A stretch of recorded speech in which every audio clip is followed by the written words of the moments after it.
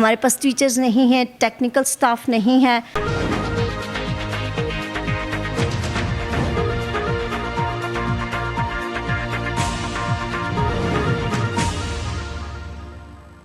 خبرنامہ T V نے آزاد کشمیر حکومت کے محکمہ تعلیم کی کارکردگی کا پول کھول دیا. سن 2022 میں ایک گرلز پرائمری سکول میں سن 1950 والی سہولیات، کچا راستہ، بغیر چار دیواری، بچیاں کھلے آسمان تلے تعلیم حاصل کرنے پر مجبور. ایک دہائی سے زیادہ ایم ایل اے رہنے والے راجہ نصیر احمد خان کی عوامی خدمات کا منہ بولتا ثبوت. ایک کمرہ، 3 کلاسیں، 3 کمروں میں قاعدہ سے لے کر 9ویں تک بچیاں تعلیم حاصل کر رہی ہیں. کمروں کی حالت بھی شکستہ ہے، اب گرے کہ تب گرے. فرنیچر دیکھ کر طالبات پر رحم آتا ہے. کس نے ہماری آئندہ نسل کو تباہی کے دہانے تک پہنچایا؟ اب دیکھتے ہیں موجودہ ایم ایل اے کی کب اس سکول پر نظر پڑتی ہے. یہ سب کچھ دیکھیے ہماری اس چشم کشا رپورٹ میں. دیکھتے رہیے خبرنامہ ٹی وی، پڑھتے رہیے خبرنامہ میگزین. عکاسی راجہ ساجد. ہمارا چینل سبسکرائب کیجئے. شکریہ. السلام علیکم ناظرین، میرا نام امیر حمزہ ہے اور آپ دیکھ رہے ہیں خبرنامہ ٹی وی.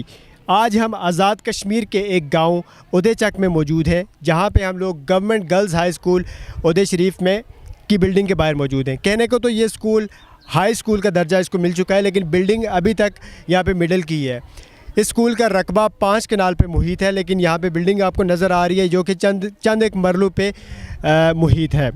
دوسرے نمبر پہ یہ ہے کہ یہاں پہ ابھی باؤنڈری وال نہیں لگی ہوئی. یہ سامنے سے روڈ گزر رہی ہے. ہماری بچیاں جو اگر ایک گڑیا بھی خریدتی ہیں تو دوپٹہ اس کے ساتھ لیتی ہیں. پردے کا اس معاشرے میں یہ عالم ہے. اور ان کا جو اسکول ہے وہاں پہ کوئی باؤنڈری وال نہیں ہے. یہاں پہ گاڑیاں گزر رہی ہیں، لوگ آ رہے ہیں جا رہے ہیں، لوگ دیکھ رہے ہیں. اور اس کے بعد فرنیچر کا یہ حال ہے کہ جو جس طرح سے 1950 سے پہلے لوگ ٹاٹ پہ نیچے بیٹھ کے زمین پہ بیٹھ کے تعلیم حاصل کیا کرتے تھے. چلو ٹھیک ہے، اس ٹائم ریسورسز نہیں تھے، لیکن آج کے دور میں بھی کیا ریسورسز کی کمی ہے؟ جتنی بھی حکومتیں آئی ہیں انہوں نے کیا کیا ہے؟ ایک حکومت یہاں پہ ایک موصوف 25 سال تک حکومت کرتے رہے. انہوں نے کیا کیا ہے؟ انہوں نے عوام کو کیا دیا ہے؟ صرف لالی پاپ ہی دیتے رہے.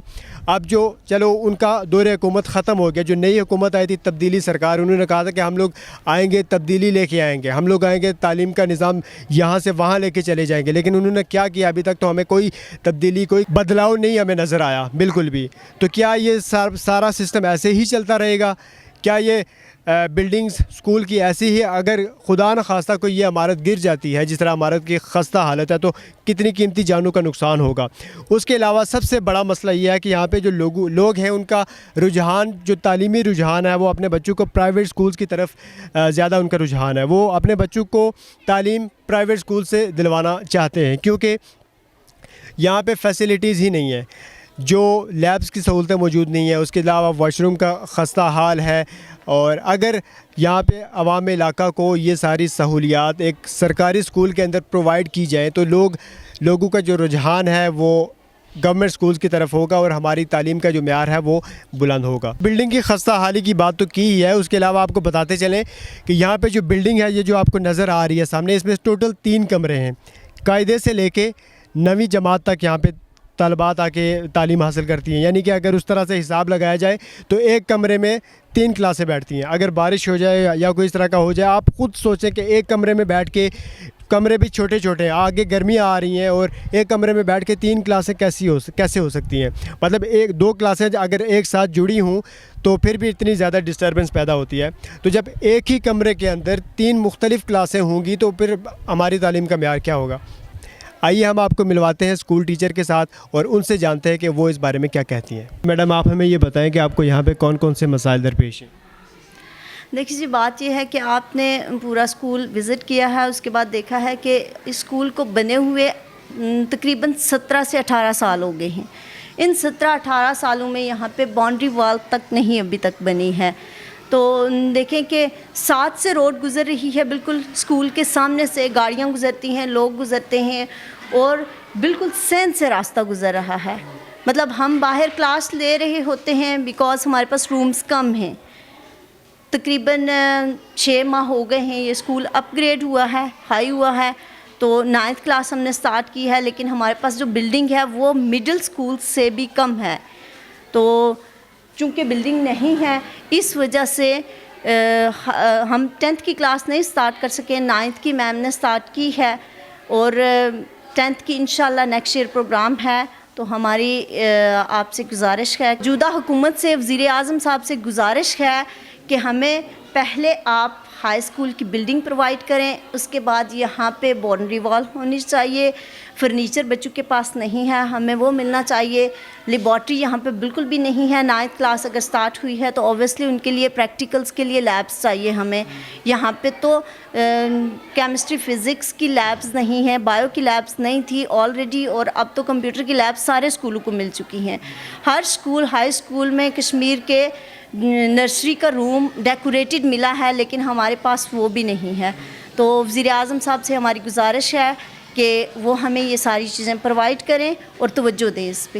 اور اسکول کے اسٹاف کے بارے میں آپ بتا دیں کہ کتنی ٹیچرز ہیں یہاں پہ اور کتنی کوالیفائڈ ہیں؟ ہمارے پاس اس وقت 8 جو ٹیچنگ اسٹاف ہے اس میں 8 ٹیچرز ہیں, 1 نائب قاصد ہیں. حالانکہ منیمم 24 کا اسٹاف ہونا چاہیے ہائی اسکولز میں. ہمارے پاس ٹیچرز نہیں ہیں, ٹیکنیکل اسٹاف نہیں ہے. تو اگر ہمیں اسٹاف پورا ملے, ٹیکنیکل اسٹاف, لیبس, یہ سارا کچھ پرووائڈ کیا جائے تو جو پرائیویٹ اسکولز ہیں ان کی طرف لوگوں کا رجحان کم ہوگا. فیسلٹیز ہوں گی, ٹیچرز ہوں گے, تو تب جا کے رجحان گورنمنٹ اسکول کی طرف ہوگا. لوگ یہاں اگر آتے بھی ہیں تو دیکھ کر واپس چلے جاتے ہیں کہ یہاں پہ نہ تو ٹیچرز ہیں, بچوں کے بیٹھنے کے لیے چیئرز تک نہیں ہیں, فرنیچر تک نہیں ہے, تو یہاں پہ ایڈمیشن کیسے کروائے کوئی.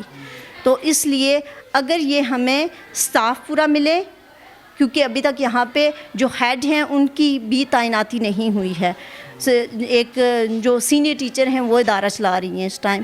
اسٹاف پورا ملے اور اس کے علاوہ تمام فیسلٹیز ہمیں پرووائڈ کی جائیں تاکہ لوگوں کا رجحان پرائیویٹ اسکولوں سے ہٹ کر گورنمنٹ کی طرف بڑھے.